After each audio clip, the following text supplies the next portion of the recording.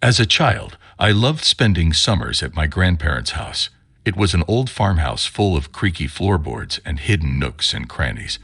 My sister and I would spend hours exploring, searching for new treasures and secret hideaways. One summer, though, things started to change. My sister and I began to notice strange occurrences. Doors opening and closing on their own, objects moving across tables, and the feeling of being watched, even when we were alone in a room. At first, we tried to ignore it, thinking it was just our imaginations running wild. But then we started to hear whispers just at the edge of our hearing, and see shadows moving in the corners of our eyes. One night, as we were getting ready for bed, we both found cups of water on our nightstands. We were confused. Our grandparents had never done this before. But then we heard a voice, soft and gentle, whispering in our ears. "Drink, my darlings. You must stay hydrated." The voice belonged to a ghost we named Mother.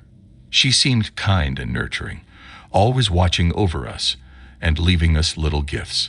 But as the days passed, Mother's behavior grew more and more erratic. The objects she moved around the room became more aggressive, and the whispers turned into harsher, more threatening words.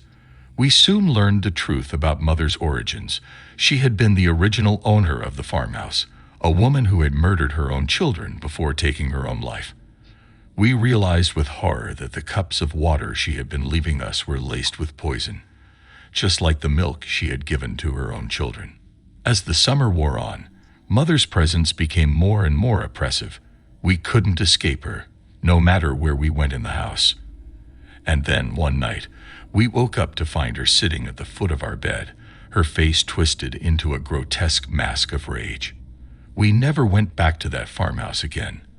But even now, years later, I still sometimes wake up in the middle of the night, hearing the sound of that ghostly voice whispering in my ear. And I wonder if she's still out there, waiting for her next victims.